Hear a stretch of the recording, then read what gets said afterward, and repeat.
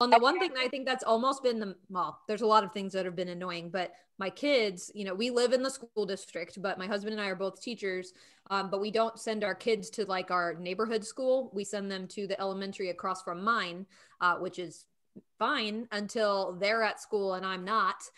So I'm like having to drive them to school and then like drop them the second the doors open so that I can get home in time for first period.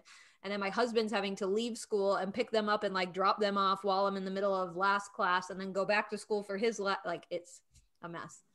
Oh my goodness. Oh my gosh. So like the topic tonight is going to be perfect. And because it is 6:30, well, yeah, 6:30 my time, it's 8:30 for most of you.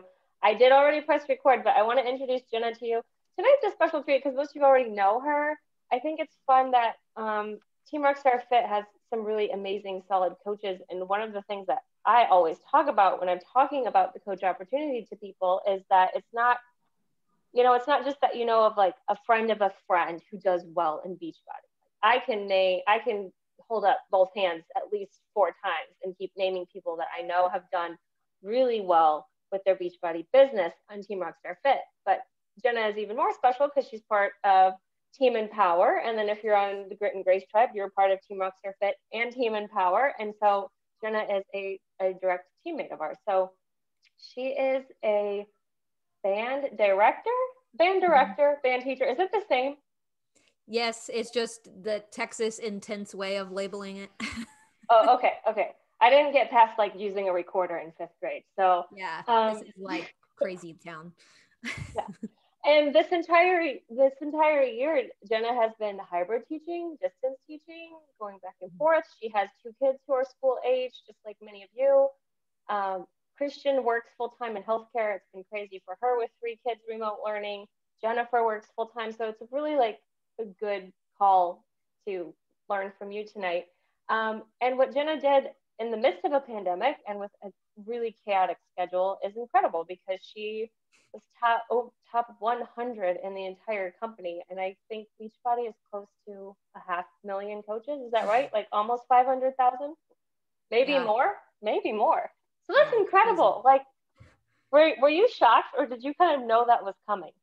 I was hovering in the top 200 for a good part of the year. And then like probably end of summer, I was like, can we push for top 100 with my corporate mentor? And she was like, oh yeah, for sure. And we got as low as like the 70s. And then right at the end, I didn't have as many like things happen in December. So I was like, oh, I don't know. So I told Chris, I was like, when they call, I'm going to end up like 101 or something just because we had set it as a goal and I was going to just miss it.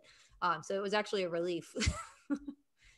That I mean, it's incredible. So for those of you who are newer coaches, elite hitting elite this year basically means that Jenna didn't just do a bomb job of leading herself, but she grew leaders on her team and she helped them grow leaders too. So to be able to do that when you have the chaos of the world and then having your kids home suddenly is incredible because in a normal year, it's a huge accomplishment. And the year prior, you were premier for the first time, correct? And then 2 years Yes. ago, Jenna was invited to New Leaders Conference. So really just solid track record of stepping into her role as a coach and taking it seriously despite having other life priorities. Um, but like, if you would just give us the brief recap for people who don't really know you, like, how did you start coaching and why did you say yes to leadership? Not necessarily say yes to Beachbody, but Totally. say yes to leadership. Well, actually, see, I was like, I get asked to talk about this all the time. So I actually made slides and it's on there and everything. So actually, can I share my screen? Do I have, Please, let me let me see. see. Oh, wait, I need to be. Uh, I'll just make you the host. How about that? Okay, that works too. There, yeah. Now you're the host, so Oops. you should have all permission. Okay, sweet. Okay, and y'all feel free to drop any questions you have as we go in the chat, and I'll go back and check them out. I might not be able to see them while this is going here. Come on, computer. You're supposed to be like a pro at all these things now.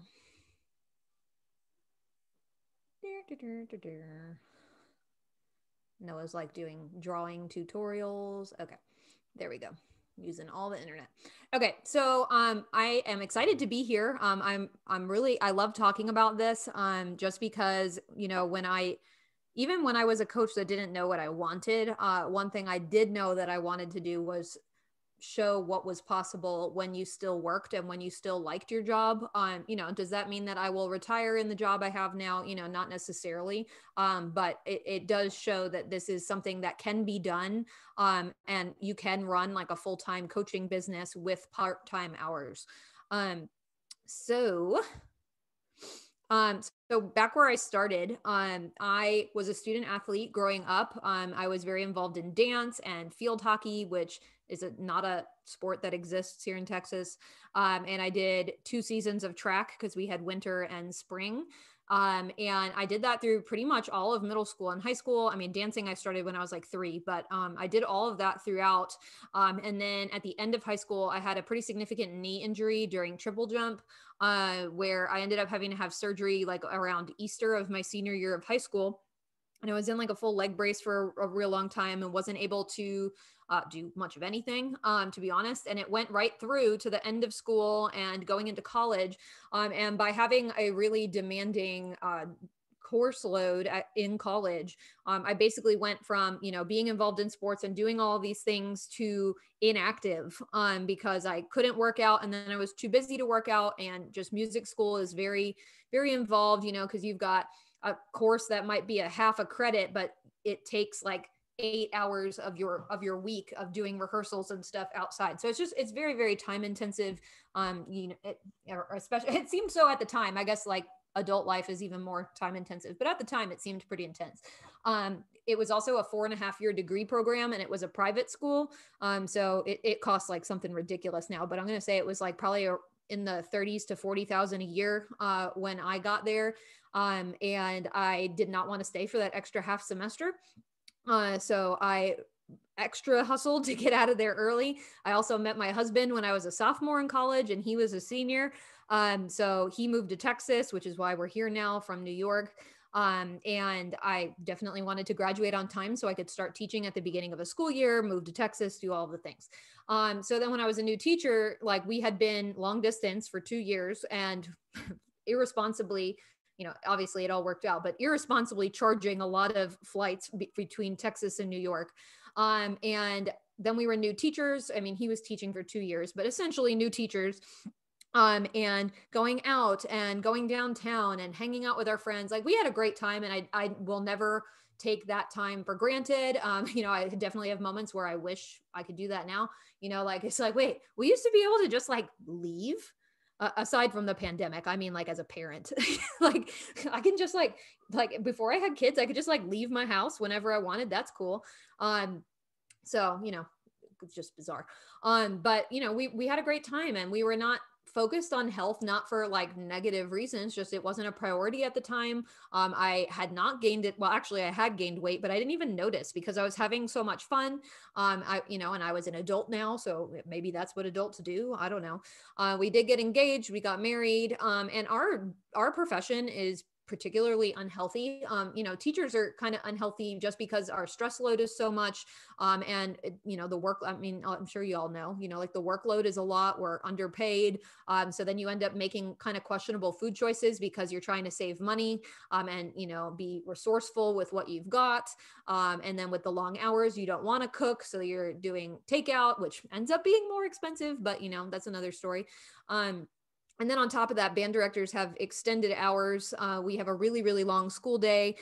We have a lot of night and weekend things. So it's just, and it's very stressful. Like I know teaching is stressful, but like band is just very, at least here in Texas, it is very competitive, very cutthroat, very talk behind your back when your kids don't sound good. Like it's just a very catty, negative filled profession. And you know, but we were all in, we were very involved with that, not necessarily participating in all of the unhealthy things, but that's just the environment that we were in. Because I would argue that we are more connected to like the Texas band community than we even are within like our own school. That would be more of our like circle of people. I ended up, having our two sons fairly close together and nursed both of them a year each. So, went from unhealthy profession and I'm married, and then, having one baby and being like, I'm going to have another one. And, so then finally, once, I was through like having our two kids and done nursing and all of the things, it's like, okay, well, next step in adulting from, the guide to adult life is that you start working out so you can get your body back after baby, whatever that means. And so, but then I realized that I didn't actually know what I was doing because I hadn't had to do it by myself before. I had always been on organized sports where the workouts were designed and I was told what to do. And I'm very much a rule follower and a tell me what to do and I will do it. Partially why I'm very content in my job as what they call an associate band director. I'm not like the head of our program because I am really good at being told what to do and executing it. And I would prefer that as opposed to, being the one that has to make all the decisions all the time. But I didn't know how to be healthy without that guidance, and I didn't know how to do it with my work hours because, like I said, we work a lot of evening, or this year's weird, but normally we work a lot of nights and weekends with contests and all of that. And so instead of trying to be creative and find a solution, I did try some things. Like I tried a personal trainer, I tried a gym, but I did like a Pilates studio. I did the regular gym, and group fitness was definitely the thing I liked the most. And that was actually before we had kids. So then once we had kids, my work hours made it impossible to go to a gym, especially because Chris was at work longer than me. So it was just not an option. And I rolled my eyes at home workouts, mostly because I would like look one up on Pinterest and be like, well, that's not going to work. Do a couple of little curls with a 5-pound weight, like literally naked before I get in the shower and wonder why I'm not ripped. Like, it just wasn't, I just assumed it didn't work. And so I, being kind of stubborn, went with nothing instead of at least trying something. It was like, well, there's nothing that works for me, and just kind of shut it down. And I think I do talk to a lot of people in my career that are the same way. Like they just shoot things down because they are so stuck in their ways, and they just are not willing to consider other options, or that there is an option. We just instantly associate with busy, and that is like the nail in the coffin, and there are only certain hours of the day that exist and the other ones don't. We don't always look at how we're using the time in our day to make it where we can do other things besides our job. So that's kind of where I started. Now, where am I now? So Chris and I have been married. It'll be 12 years this summer. I've been a middle school band director now for 14 years. He's a high school band director and has been he hasn't been in high school the whole time, but he's been teaching for 16 years. The boys are 8 and 6. And they're in second grade and kindergarten. They do go to in-person school, and then Chris and I deal with the hybrid situation, and I'm currently quarantined. So that's fun. And then coaching wise, I'm 5-star in my first business center. I'm 1-star in my second. I've hit Success Club 10 over 50 months in a row.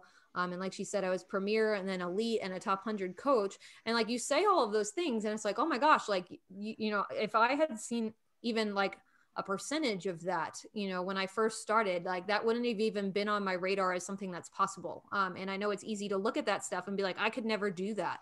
But it's absolutely not true. And I'm going to kind of tell you how I did some of this stuff. And one of the things that I think is just like the most crazy is that like we live exclusively off of my income at this point. We are paying down debt and things, but like we have 3 salaries essentially now. And I made more coaching than I do teaching. And I'm choosing to still teach at this point. Especially just knowing, I do feel a calling to help us get out of this mess. It's not going to be a soon thing. It's not going to be an instant change, especially like rebuilding something like a band program. But the fact that we're able to do that and take that stress off and pay off debt is really cool. And I was actually thinking before this call, I'm in a group thread with 5 of my best friends from high school, and they were like blowing it up while I was eating dinner. And they were all talking about The Bachelor, which I used to watch all the time, in my free time. And while I talk to these girls all the time and we talk about other things, they like to text about The Bachelor. And I don't know what they're talking about because I don't watch that show anymore because I don't have time for it. And I was like, you know what? I did sacrifice stuff like that to build my coaching business. But because I did not watch The Bachelor like I used to and take that time, I now have the money to go see them because they all live on the East Coast still, and I'm in Texas. And I just didn't have that kind of flexibility. Ironically, we were supposed to see each other for the first time in 3 years, literally the week after everything shut down. We had rented a house on the Jersey Shore. So I did not get to see them. But it's just kind of funny thinking like, you know what, that sacrifice of not watching that show makes it possible for me to physically see them someday. And that was just kind of a cool moment. And I'll talk about that a little bit more here in a second. So again, going back to where I started, I got my DVDs for my first 2 programs off of eBay, even though my neighbor across the street was a coach and was sharing on social media. This is back in 2016. And I watched her. And in fact, she must have said something about hammer and chisel, because how the heck would I know that was even a thing if she hadn't said it? She talked about hammer and chisel, or I somehow found out about hammer and chisel, and I bought it off eBay. Did that, had a great time, then did P90X3 off of eBay. And I'm sure I like told her about it too. Like we hung out. I'm sure I'm like, yeah, I'm doing hammer and chisel. She must've been, she's so lovely. That she was okay with that. And so, you know, that kind of evolved to, at one point, Chris is really awesome and he's very, very supportive. And as strange as this is going to sound, he at one point, you know, around 2016 said something about, you know, you are enjoying these workouts. You found something that you are able to be consistent with, because I had been working out, you know, for several months at this point. And he's like, but, you know, there are meal plans that they bundle with this. I wonder, you know, how you would feel and what things would be like if you also followed the nutrition that goes with it. And that was like almost saying a 4-letter word. It was like, oh. And again, going back to the excuses like people do in my profession, like, I don't have time to meal plan and prep and cook things. Like, no, like we eat brown rice, we eat vegetables, like, you know, we're good. Only, you know, as we all know, once you do follow the meal plan, it's like, oh, right. Okay. So eating a half a plate of rice is not eating healthy. Got it. Okay. So that was definitely eye-opening. And to be honest, when I did sign up as a customer, and I did do it through my neighbor, I was a customer. I did 21 Day Fix Extreme.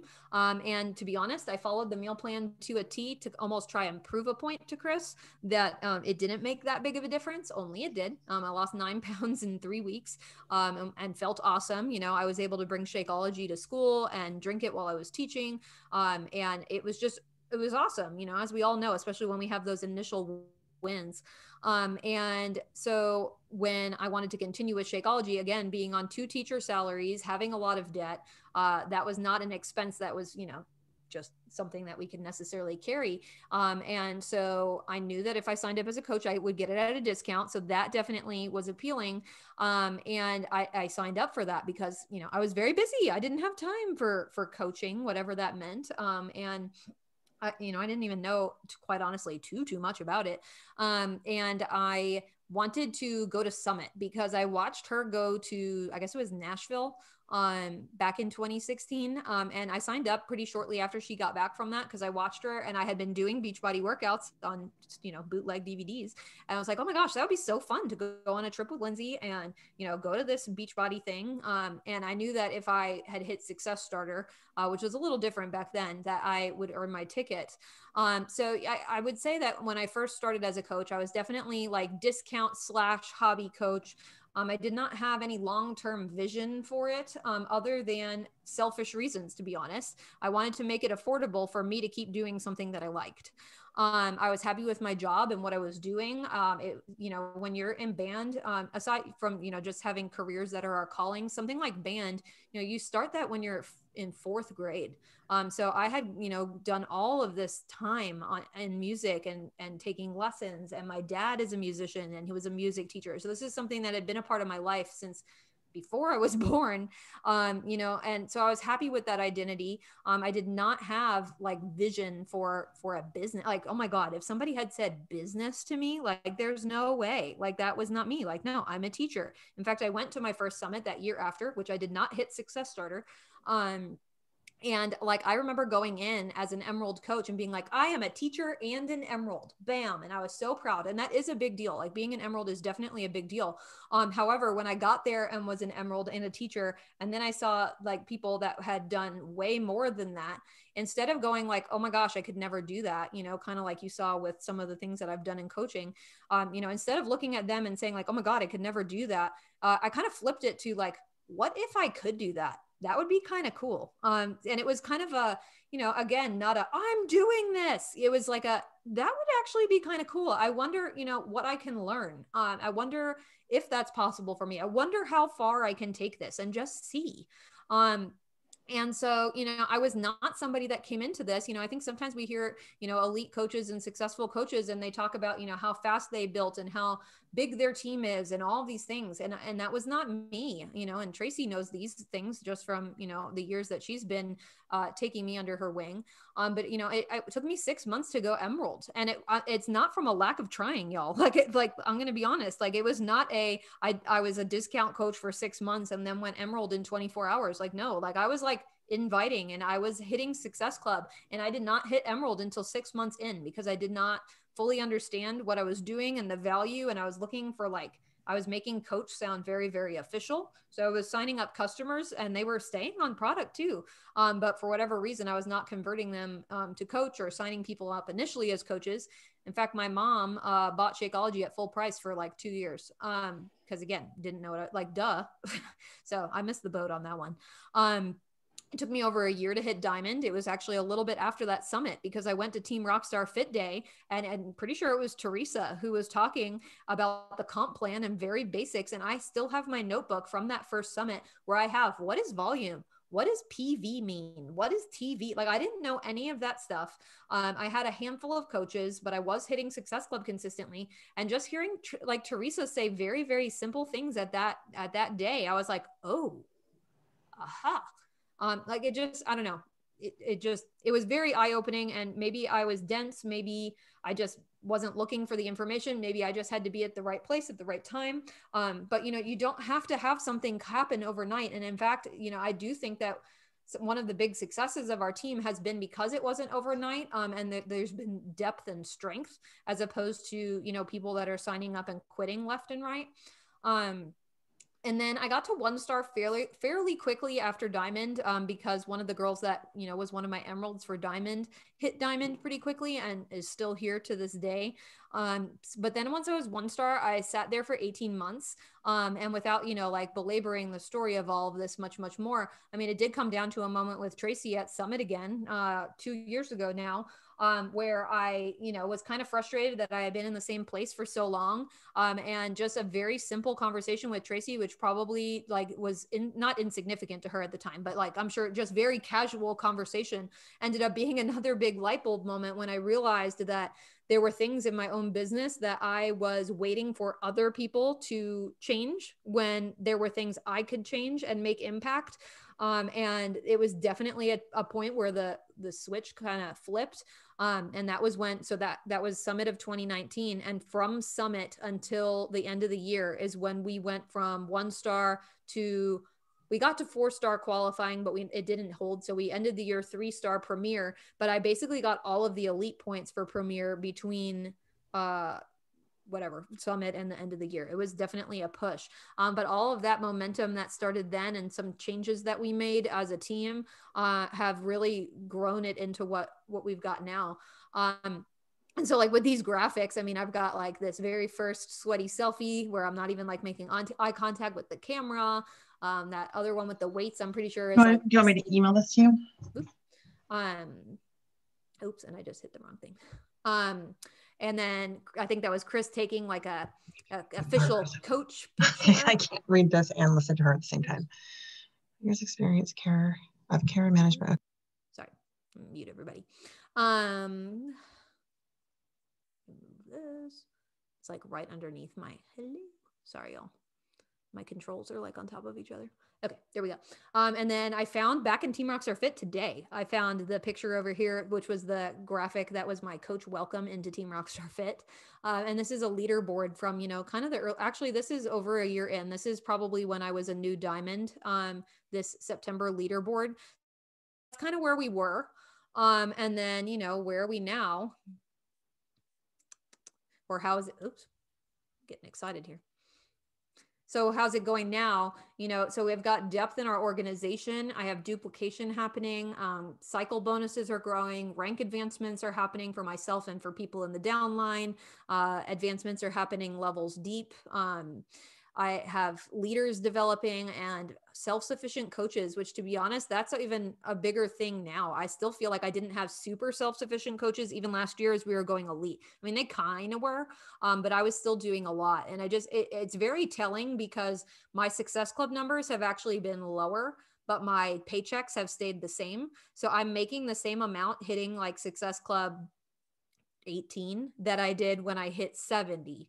So it just goes to show that that depth really matters, and that income does come from both you adding new people, but also in duplication in the downline, and rank and building teams. This kind of just shows, a board from this year that I so happen to have in my Canva, and just showing the difference there. But again, like if you had showed this to me, I never would have put myself as this being affiliated with me. I'm on a dead leg. I have an upline who is she's still a coach, but is not active, and she moved, and it's a pandemic. So I've not seen her in over a year. We text every once in a while. But like being kind of on an island, going from very much a team of 0 where no coaches are being added to the downline, but anybody but me. And now to have over 400 coaches in my downline, like, I'm serious. Like, I'm sure a lot of you are like, oh my God, that's crazy. Like, yeah, it is. And if I were sitting on the other side of this call a couple of years ago, I would be thinking the same thing. It truly is wild what happens when you really commit to being consistent. So obviously you're like, okay, well, you did that and that's cool. And like, are you a unicorn? What's going on? But like, here are some of the hows to how some of this went down. The business is built in inches, and that is so true. And like, y'all are going to hear me say different coaching cliches that you hear on national wake up calls and you hear in team trainings. But they really, really are true. And I'm just going to give you additional examples of them, to kind of help, maybe just like for me, you never know when that light bulb moment is going to happen where somebody is going to say something. Like, it could have been said to you a million times, but it just happens at the right time that you're like, oh, okay. But it truly is built in inches. Y'all would not start 9-week Control Freak, do day 1, and wake up the next day and wonder where your 6-pack is. Like, none of us, I mean, we kind of joke about it, I'm sure, but like no one does that. And we don't assume that that's going to happen when we're working on fitness. We don't assume that we eat one salad and that we drop 20 pounds. Like, we know that that's not realistic. And I think sometimes we think that that's possible from coaching. And I also think we sometimes see stories of that happening in coaching and think that that's the norm, when in actuality, the people that's happening for, you do have to wonder what's happening on the other side in regards to like who's sticking around also. But it really does take one step at a time, one goal at a time, and just doing it, like I kind of joked before, like 5 minutes at a time. You can have those long-term big goals of like, yeah, going elite would be awesome. Okay. But like, you don't wake up elite the next day. It all happens step by step. And to be honest, that's good. Because if I was working the job that I'm working and I went from an emerald coach to a 5-star elite coach in a very short amount of time, I would have lost control. But because this has all grown over time, I've seen it coming. I've been able to build it gradually and control it, so like what I'm doing in my business now has again built over time, instead of going from a downline of 2 to a downline of 400, and those building blocks are hitting Success Club and adding coaches. You want to be building that residual income through a team. You want to be hitting Success Club, so you're bringing new people in. And the wild thing with that is, if you've not had this happen yet, I hope that you have this experience. You could have a month where you hit Success Club 6, and all it takes is one coach that lights a fire in everybody. I had that happen this year. I had a new coach who I put her in my second business center because she was a challenger on quarterly bod. She was in our groups and she kind of like dabbled. She was not somebody that was like, man, she's a rock star. Like, she's great. But when she signed up as a coach, she had been on quarterly bod and was a teacher. And I was like, oh, I'm going to put her down here because I bet you she's not going to stay active. Well, once she started coaching, she went all freaking in. She hit diamond in 6 weeks. She's like probably one of the top coaches on my team right now. But aside from her doing those things, it blew up everybody, people that she was bringing on, people that had been coaches on my team for 3 years, people that were, in the downline and other locations. Like, she just like lit everybody up. And she didn't do anything specific other than be her. but you never know when you're going to find one person. You don't have to be hitting Success Club 70. You just need a small group of people, honestly, especially at the beginning, that are really like ready to do this. And just a couple examples on here. So there's a live event. Oh my gosh, imagine. Actually, that was the last one, because that was the Bar Blend Super Weekend. So that was last January. But then, if you look at that Facebook screenshot, just like the ability of creating super fans is so valuable. Your coaches that work the business, at least in my experience, so many times they are somebody that is developed. I personally have almost nobody sign up as a coach wanting to coach from the beginning. They come in kind of like I did, maybe for the discount, or they are already a customer and are ready to, super fan it up and get the discount and, maybe be more involved in the groups and everything. But that's where your people come from, because they fall in love and they get really invested, and so you've got this screenshot that I took back in whatever month that was, I guess, the end of June, and it just proves super fans right there. Again, going back to a team of 0 to now posting like, hey, if I can get a Zoom with Megan Davies, who's going to pop on, and then only in a few minutes have like over 50 people respond, like that shows how excited people were and just how present they are. Then this picture over here, another rock star on my team. This is Anna Marie, and she is a semifinalist in the Beachbody Challenge. So we're keeping our fingers crossed that she makes it to be a finalist. There's nobody more deserving. She's very, very humble, works very, very hard, and I have to like remind her that she deserves recognition and deserves to be applauded for the work that she's done, because she just puts her head down. She's a servant to her family and to our team and to her people. And she doesn't take the time to recognize what she has done. And I want nothing more than to have her get that kind of recognition for her hard work. But you've got people like that in the groups, and that helps create super fans. And you have somebody with results like that that's talking to everybody in our groups. And she also is a newer coach. Like she let's see, she signed up as a coach like last February, I believe. You just never know. And it does not have to be an army. You do not have to have a team of 1,000, to get, the goals that you want in regards to rank, into income, into community. That's where it all kind of starts. And again, like another one that you want to roll your eyes at, and I get it, I know, but I'm going to say it again anyway. You have to be consistent. Like you have to. We are proving ourselves on a regular basis all the time, to the people that are already in our groups, to the people that are watching us, to the people on our social media, to the people that are hating on us, maybe quietly. I am, knock wood, I'm very thankful that I don't have very many public haters. They just keep it to themselves, and that's fine. But you showing up consistently on social media and in your groups is you're proving people right, or you're proving them wrong. If they think that you're going to fail and then you show up and you succeed, or you hit Emerald and they see you recognized. Because here's the funny thing about ranks too. We know the importance of rank in regards to income and in regards to recognition and all of that. To somebody that's not in Beachbody world, an Emerald coach and an elite coach are the same thing. They don't really know the difference of that. But if you've got somebody that's hating, or you've got somebody that's really, thinking you're going to fail, and they see, oh, they are an Emerald coach. Oh, they got shouted out for this, or, oh man, like they really are getting results, or wow, they've been doing this for a really long time. Like you are proving them wrong to what they thought. You can also prove people right when they did sign up with you. Like prove to them that they made the right choice in making you their coach. Prove to them that you are what you believe yourself to be, whether that's true belief in yourself or borrowed belief in yourself. But that consistency on social media and your presence in all of your places is so important. And I'm not saying you got to be there all the time. It's just consistently. Like consistent doesn't mean constant. They're not quite the same word. So, if you're posting 3 to 5 times a week, great. If you've never posted it at all and you're posting 2 to 3 times a week, that's consistent. Unless you only do it for 2 weeks, then that's not consistent. Like figure out what consistent looks like for you. And then maybe you gradually up it. Look at what your Instagram stories look like and how consistent you're going to be with those. What is a doable number in your schedule? Because again, we're not saying put up 40 stories every day and have your entire team dance with their Energize and share, 40 transformation posts. Like, no, we're not saying that. Like, if consistent for you means that you've got your workout in there every day and, 2 or 3 other slides, that's consistent. And then when you're comfortable with that, then you can gradually start upping it, but you got to be there. Because if you're inviting people and then they don't know where you went, they don't even know if you're still doing it.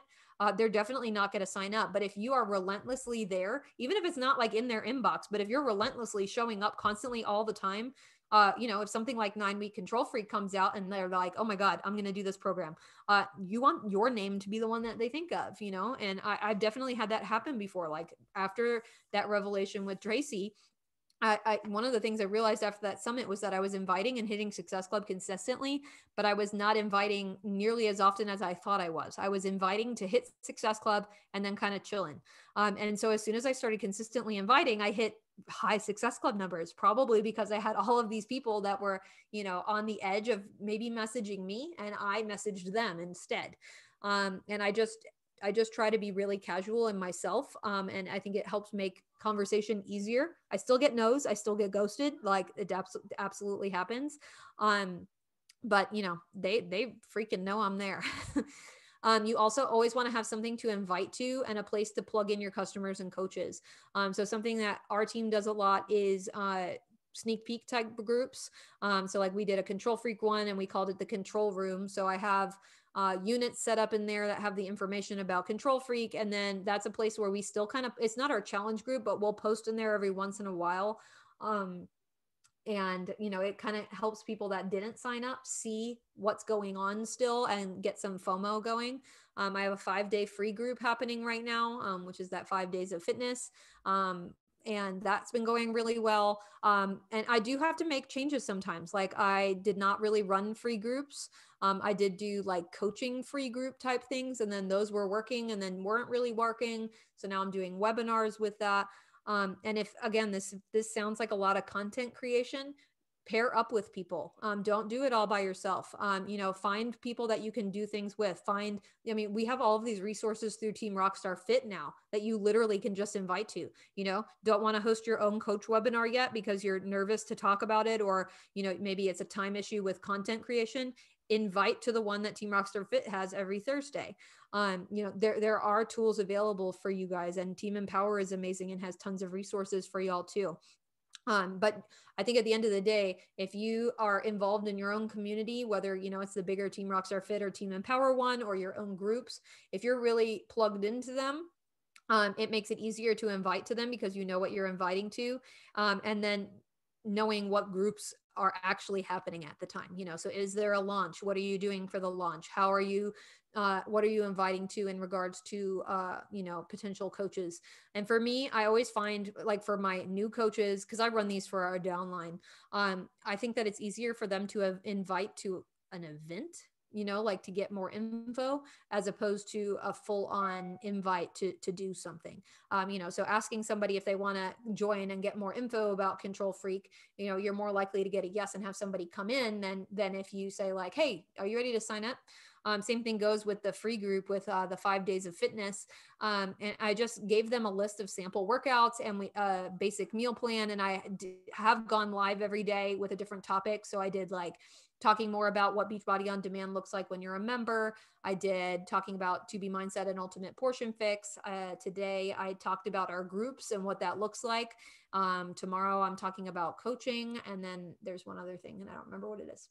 But, just topics 5 days of the week. And then we'll do a sign up thing at the end. And this month's kind of nice because in that last post, I'm like, hey, your coach has a small number of discount codes. So if you're ready to do this, you need to message them really fast so that you can get one of their codes before they run out. So just using like those little things. And I also help teach my coaches what to say in regards to those types of invites as well. And again, if you have a small team, it's easier to, do these things together because you're small. I've got a big downline, so I'm running these things for a bigger group, but it didn't start like that. This is probably my biggest advice, especially for those of you that have a busy life. This is, I wish I could say that this is from last year, but I mean, even in the pandemic, like this is what our family calendar looks like right now. Like it's very busy, and that's not counting like school, like school's not an event on there. These are other random things. So, we still have a lot going on. Routine is absolutely crucial. And your routine doesn't have to look the same as everybody else's. Your routine has to be what makes sense for your family and what makes sense for your job and what your commitments are. So I think, maybe a good way to go about doing this, because sometimes we think we have a routine. Some of us hate routine, but if you work and you're busy and you want to make this work, you got to plan it. Like you can't fly by the seat of your pants and expect to get big results. You can definitely, hobby and have fun with it, flying by the seat of your pants. But if you really want to commit to like advancing it, you have to have a plan. Like you have to, even if you hate it. Not that you hate the plan, but even if you hate, that kind of structure. I work with a 7 and he is like super not into that kind of organization. So I force it upon him. It's great. But what parts of your day are set in stone? Like, do you have a job outside of the home that has specific hours? Are you working from home with specific hours? Do you have specific meetings during a day? Do your kids have activities? Does your spouse have something going on in the house where you're all home right now and you have to make sure that the kids are occupied while your spouse has a meeting? Like what are the things in your day that are set in stone? Like, and that might even be like, my kid has to go to nap at this time, so we have our pre-nap ritual at this time. Like whatever those things are, figure out what those are first. And then figure out what responsibilities that you have during the day that maybe aren't necessarily timed, but have to happen. So whether it's like on Mondays, I do laundry, or every day I do laundry. I have to cook this meal on this day, like figuring out what those things are that you have to get done. Then you plan out your self-care. So when is your workout? When are you doing personal development? When are you meal planning during the week? When are you grocery shopping during the week? All of those things. Once you kind of have that outline of what your week maybe look, I like to do things kind of a week at a time. And this is how I meal plan too. Like right before I meal plan for us for the week and make a grocery list, I literally look at the calendar. I look at what impacts our regular schedule. And by regular schedule, I mean like wake up, school, come home. What is out of the norm that can impact mealtime? Whether that is, somebody's not home, like it's just me. Cause like, if it's just me, I have more flexibility for dinner. Like I could eat whatever I want. But if I'm like feeding, all of us, or, that's how I do my meal planning. And that's how you need to do coaching too. So you sit down and figure out like, okay, so this is what the whole week looks like. This is my responsibilities. When is my coach time? And you schedule it in. And it very likely is going to be in pockets. And, sometimes pockets might not mean, it might mean that it's not every day. You might have a day where it's just not going to happen, but don't let it be a week of it not happening. Like find those times. For me, my non-negotiables business wise are invites, being present on social media, and being present in my groups. Those are my biggest things. That's where I feel like I have to make sure that I am to keep things moving forward. There are other things that I definitely do, but those are like the non-negotiables. And I say that from the 18-month 1-star in me, of why I stayed stuck for so long. Those are the things that I feel like have to happen. So this is what my routine looks like. And it's just the reality of what it is, and it's fine. And I've been doing this now solidly, this routine, for 2 years, and something, slightly looser than this before that. But my alarm goes off at 3:45. I wake up, I have my workout clothes set up. By 4, I am in my office, and that is when I am drinking my Energize. I am doing invites. I am maybe responding to messages that came after I went to bed, and posting anything I might need to post, like in my coach groups. Or I have a lot of coaches that are up really early too, so sometimes they're already chatting in some of these threads. Or you could be my family, who is apparently chatting nonstop right now, so it's a good time. But that's what I'm all doing during my Energize. So those activities are bundled. So I know that when I'm drinking my Energize, I'm doing invites. And I've talked to coaches about that too, like bundle it together. Then at 5, I do my workout. At 6, I'm taking, when I'm done with my workout, when I'm drinking my Recover is when I'm editing my workout videos to put in my stories. And then I shower, I'm doing my PD while I'm getting ready. And then I am out of the house from 7 to 5. And obviously that does fluctuate sometimes, not quite so much. Well, definitely not right now since I don't go anywhere. But when I'm not quarantined, I'm at school from 7 to 5. I really don't do anything for coaching at school. I might, I'm really careful about what I do for a couple of reasons. One, I never want to be accused of doing something that I should not be doing while I'm at school. I never want someone to say that they saw me post something while I'm in a class, or I just never want a timestamp to have any reason to accuse me of doing something I shouldn't have been doing. I also don't want to mess something up in regards to coaching. I'm afraid sometimes that if I answer a message or I open a message thread or something, if it's like our coach thread that's just like chatty, that's fine. But if I've got a message from a prospective coach or prospective customer and I open it at school, I do get worried that if I open it and I can't give it my full attention, then I'm going to lose that message and I'm going to lose that conversation. So I'm very careful to not open that stuff at school. Now, this year, I will admit that I'm sitting at a computer all day since we're hybrid. So I will, look at stuff at school sometimes right now. But still, I'm very careful about separating those two things out.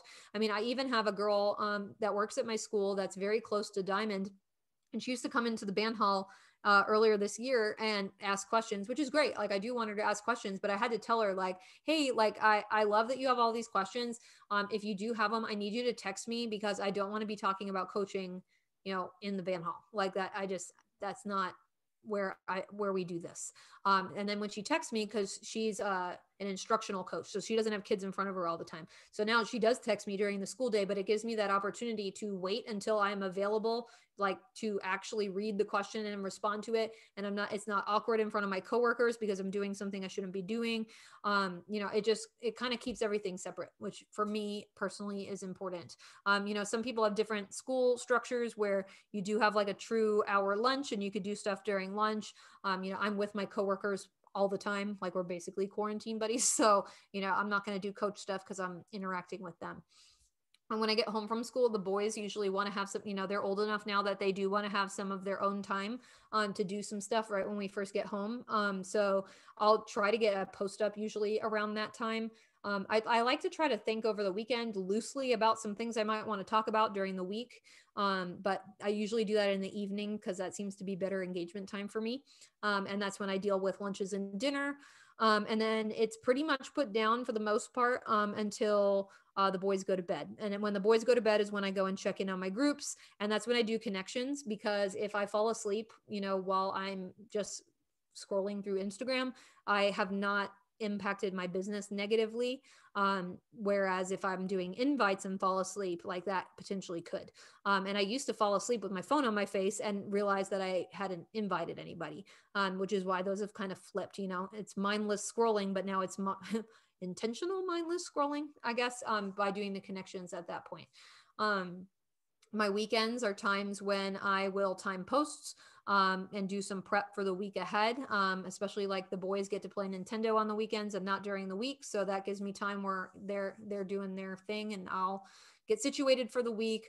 I do at this point have help, but I will tell you that I did not have help until I hit Elite. I did not, okay, I did have somebody cleaning my house before I hit Elite twice a week, which was huge. And we ended up hiring somebody to do our lawn when my husband switched to high school, just because he couldn't do it. And there's no way in heck I'm mowing the lawn, if we're honest. So we do have somebody that helps with the lawn and somebody that helps clean the house, but I did not hire like a personal assistant until like October. And she does a lot of help with my newsletter and with my groups and my graphics. And that's been a time save, but you don't need that, to be successful. I did it on my own up until now. I also don't think you need to be recreating the wheel. There's a lot of things that you can take that you could either pay for a subscription to like challenge group things. Hold on. Or there's a lot of stuff like in that Boss Babes mastermind group where people are just like, I don't understand that group. It's great. but like it's literally a group full of coaches sharing all the stuff they made for free. And it's like, thanks. Like there's more power to them. But like, yeah, I don't know. I don't know why they're sharing so much for free, but I'll take it. So, you know, just something to keep in mind. And kind of going back again to what the needle movers are, your own routine and sticking to it. Because if you are, you know, half-assing your workout and your nutrition and you're not all in, it's hard to invite. I'm like choking on air. It's hard to invite because you're not bought into what you're doing, you know? So you got to be really invested in your own routine and what that looks like. And that makes your invites easier. And your invites are what are going to move the needle forward, plus your social media and your presence in your groups. And the reason I keep saying the presence in your groups thing is that's how you develop those super fans. That's how you get people to fall in love. That's how you get people results. And that's how you get people to switch to coach. Or if they are a coach, that's how you get them to want to work the business. Okay, so with not overcomplicating things, I kind of touched on this a little bit ago, but really, you know, batch creating your content. So doing things so that you can reuse it, you know, like I think I decided I'm going to mess with it this month, but for the most part, I reuse my new coach trainings. So I already have the stuff there and I can just repost it in a new bod group. I keep groups simple because my people are busy. So I'm not posting in there multiple times a day. There's one post in the morning and that's it. And then, you know, their own workouts are tracked. I use message pods. And what's so awesome about those is that, you know, while everybody is busy, they are answering each other's questions during school a lot of the time, which is so cool because then I don't have to do it. So it's just kind of helping create leaders and creating self-sufficient coaches. I do have my notifications also turned off so it doesn't stress me out. So my watch does not vibrate. My screen does not come on when I have Instagram and Facebook messages because it's very easy to get overwhelmed by that. So, you know, you get to kind of control when you see that stuff. Certain coaches have my cell phone number to text me, but the ones that have it, you know, are definitely respectful of it. It's not something where I'm getting texted, you know, nonstop. So that's been good too. But you really just need to do what feels good for you. You know, back when I was a brand new coach, Chris and I sat down and was like, okay, so what is social media going to look like for us? Like, we're both very involved in our profession. We want people that, you know, our friends and family that are still on the East Coast, we want them to want to see pictures of the boys. We want to be normal, you know, like what does this look like? And we really ultimately decided that, well, first of all, he's like my social media auditor. So like if I have too many pictures that start looking the same, or I'm being annoying, or he has ideas, like Chris is my moderator basically. He doesn't have to do it as much more now because I've gotten so much better. But at the beginning, he would definitely be like, no, don't say that. This is kind of funny. But you know, kind of finding your own voice and doing what feels good to you. Like something that I talk about a lot is like, I am not one to dance with my Energize. It's not me. If I started doing that, like my followers and my friends would be like, Jenna, what the heck are you doing? Like that, what are you doing? And that is absolutely a personal thing. But by me sticking to me and not doing what I'm seeing other people doing per se, because it looks like the cool thing to do, it helps me connect to the right people. Because, you know, now do I have people that love to dance and stuff on my team? Yep, sure do. And they do them and I do me. But I always want to do things that feel authentic and are natural to me. And it helps me have more natural invites. It helps me have a social media that I feel good about, at least, you know, 95% of the time. And it just has served me really well. And then I also encourage you to stay informed. So being connected in your team page, being connected to like the national wake up calls. There's just a lot, like it's very easy to get overwhelmed too, but there's just so much information out there to really help you rock this. And, you know, I think this is the last thing. Yeah. Like just going back to what I said at the beginning, you know, the success of other people in coaching should be proof to you that it's possible for you. There's nothing special about, you know, really anybody that's is an elite coach or a successful coach. Like there's nothing so special about us. We just decided that we were going to make it happen and we were going to make it work and kind of learn as we go. And I, you know, as cheesy as it is, I really do love that quote of what if I fail? But my darling, what if you fly? You know, and I really think that that's kind of what's guided me through the last couple of years, especially. Instead of putting myself down and saying I can't do it because my job is busy, I just found the time to really focus in and do the coaching things also. And it has made all of the difference. So I know that that was like, holy crap, a lot. But let me check the chat because I know I saw it. I only took 4 pages of this. So Stephanie had a quick question about color coding your, why is your tracker color coded? Yes. Let me go back to that. So, well, 2 things with the tracker. So first of all, so I have this color coded because if you look, I know it's hard to see, you know, on this specific version, but the pink box is your workout in Shakeology and PD. And so the pink is taking care of yourself. Then the purple box is, you know, contributing to your challenge group, answering questions from your customers and coaches, and recognizing achievement. That's taking care of the people that you already have. So your, you know, your current customers and coaches. So you have the pink taking care of yourself, the purple taking care of the people you already have, and then the teal is the bringing in of new people. And that's the things that you do to grow and connect. And I like to kind of break that down for coaches to realize like that there are those 3 parts and they all work together, and you have to have all 3. You have to be taking care of yourself. You have to be taking care of the people in your challenge groups and in your downline. You know, some of them you're going to have people sign up and do nothing and be, you know, not responsive to messages. Like that's going to happen, and that's normal. But I definitely have coaches too that have hit Success Club multiple times, have hit Emerald. Like they definitely have coach leads, and they're close to Diamond, and they have like all of these customers I know in their back office that they're not engaged with. And I just think that there's a lot of value in taking care of the people that are already in your organization. And then obviously the teal of always bringing in new people is so important too. And then the other thing with the tracker is if you look at this, like, especially as a newer coach, and you're like, because I talked about this with a couple of my coaches this year. If you look at this and you're like, holy crap, there's no way.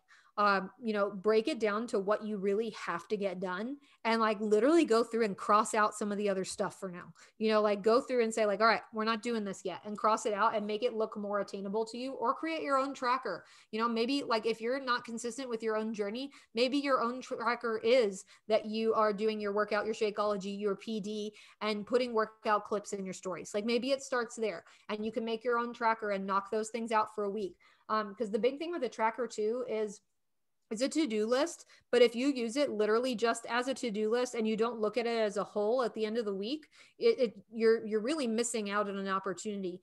Because when you get to the end of the week, you can look at and be like, okay, so like I know we have the really awesome digital one now, but if I'm honest, I'm probably going to stick with paper because that's just like my system right now. But like I tally my invites every day. And so I can go back and be like, all right, well, I invited 10 people a day this week and I signed up 2 people. But 2 weeks ago, I was inviting 15 to 20 people a day and I signed up 10 people. Okay, so my inviting changed. I was not inviting as many people. I'm just pulling this out of my butt. But, or if I look and I'm like, man, I just was not good with my meal plan this week. And I look and I'm like, oh, I also had no opportunity to share healthy meals or meal prep any day this week. I have not checked that box off. Or, you know, like I have not recognized achievement. I didn't drink my shake every day. Like you have to look at it as a whole at the end and be like, okay, well, if this is the goal that I have and I didn't hit it, what on the tracker is telling me that? And it may be that like you feel like you're having a hard time getting invites out. Okay. So let's look at our social media and see, are you creating posts that are getting people engaging with you? Maybe we need to tweak some of our posts a little bit so that we have more engagement, and that will make it easier to invite. And then, you know, okay, well, if you have the same people that are engaging all the time, okay, well, I need to up the amount of time that I'm doing connections and adding followers because I need to get new people and new eyes on my page. Also strongly recommend being, you know, again, I don't want to overwhelm anybody, but being as involved as you can be in the trends of social media, not so much in like dancing with Energize, but like what's getting engagement and what is being favored by the algorithm. I absolutely love, if you're not a member of it, it is, well, they're raising the price, but right now it's $27 a month to be an Insta Club Hub with Chalene Johnson and Brock Johnson. And it is very, very valuable. I had just from like listening to their trainings and stuff in there, my engagement has actually gone up while a lot of people's has been dropping. I had a reel hit over 500,000 views last week. I have another one that's at like 50,000 views. Like it's definitely made a difference in I had my followers consistently going down, and I had like 300 or 400 add in a week, which has never happened. So just kind of being up to date with what's working and what's not. Like a single picture on Instagram right now does really poorly. So if you feel like your engagement is dropping, that could be one of the reasons. Also, a curated feed is not the trend anymore either. So just kind of being in touch with some of that stuff, even at the very basic level, is going to help you get eyes on your content and help build more relationships. So yeah. Yeah. The Instagram, like just, paying attention to that stuff is huge, even if it's just a small thing. Like we learned to create a call to action in your reel, which increased engagement in reels, which we'd only been putting calls to action in the text box. Right. Of the, I want to know what your Enneagram number is. What do you think it is? I think you're a 3, but I don't really know. I am. I'm a 3. I'm a 3 wing too, but I will say that my 1 is also very, very high. So like whenever, and I've done it many, many times, but whenever I take a test, it's like my 3 and my 1 are shooting out. And then everything else is much shorter. So that kind of brings me to my next question, just out of curiosity, because we saw your schedule. It's crazy. How do you rest? What does resting look like if we can't? Okay, so like resting is not working out. It's not reading a personal development book. Like, how do you rest?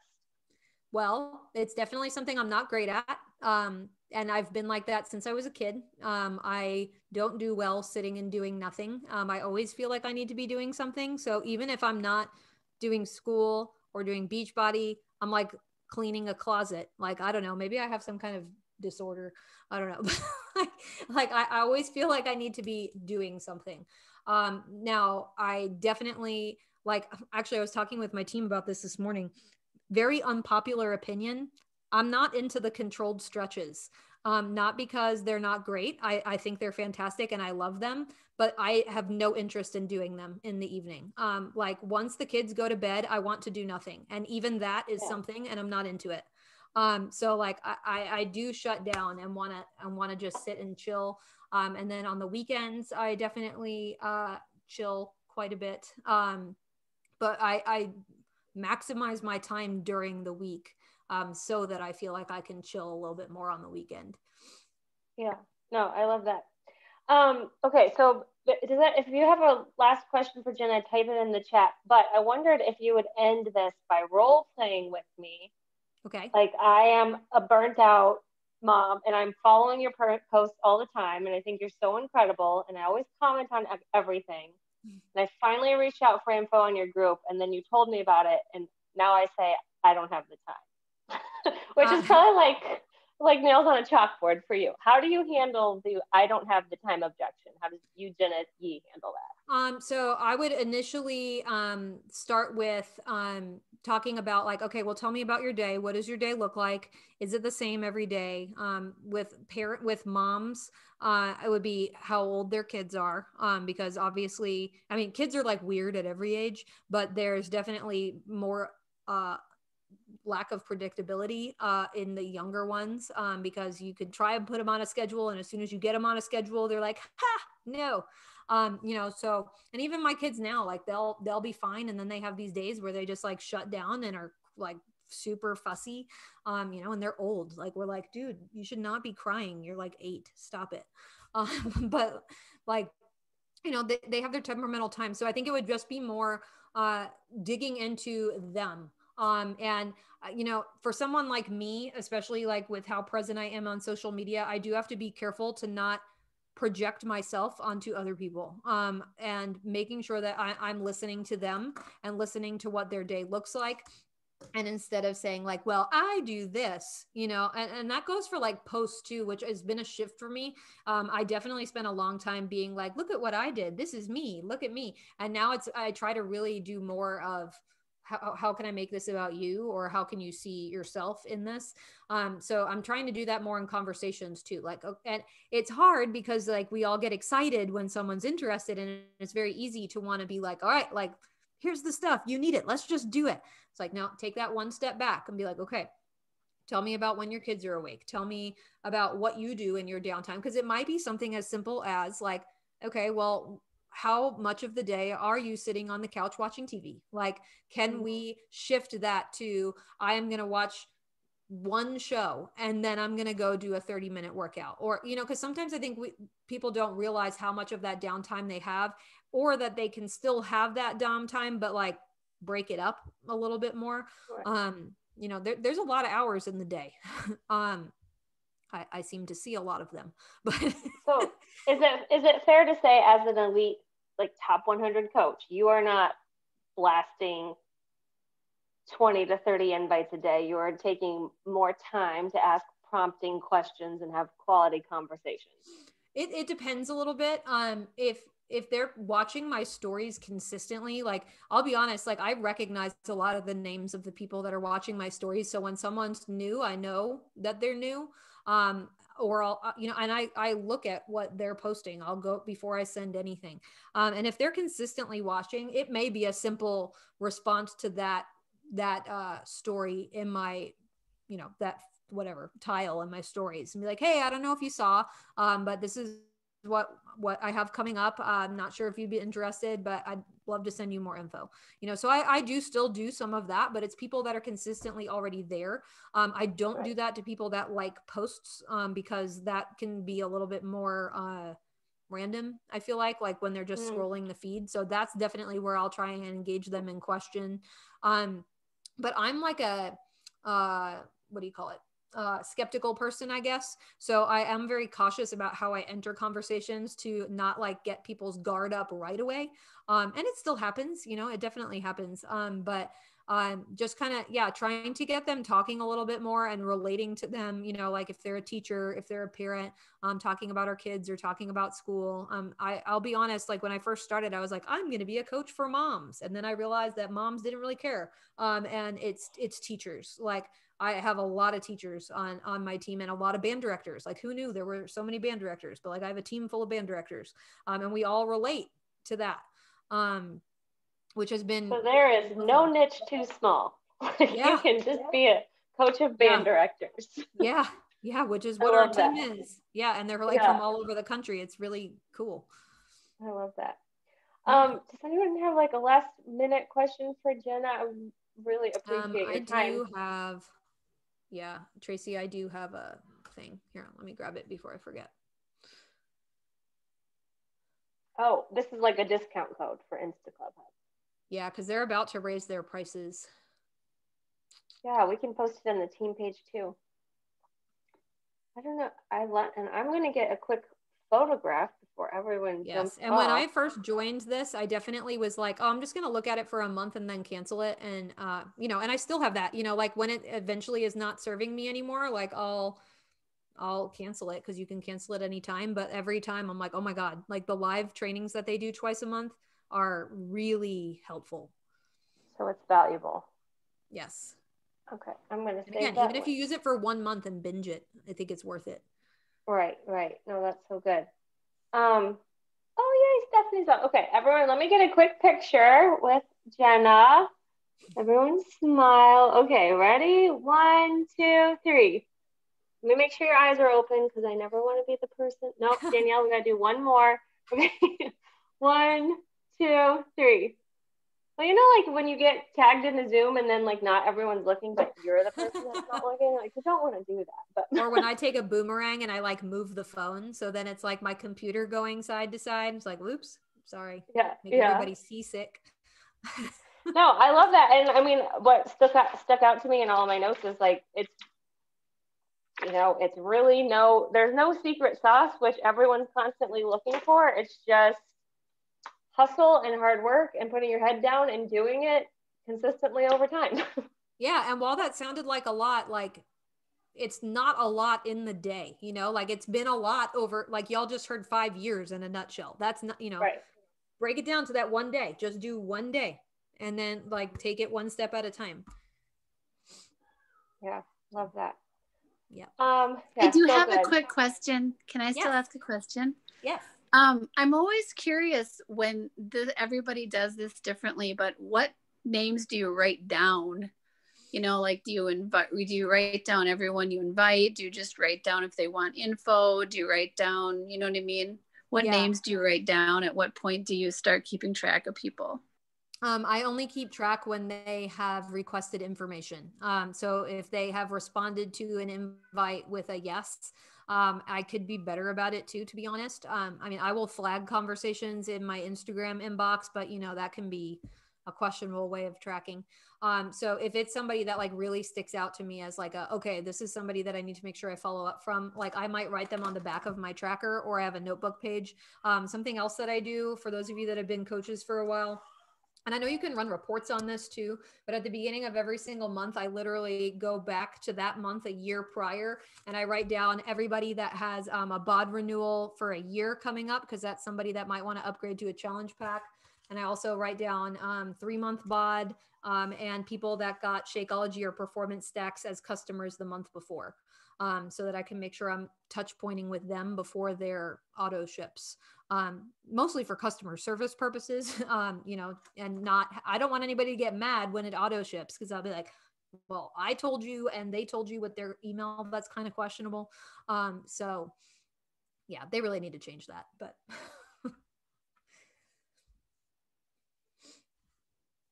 Awesome.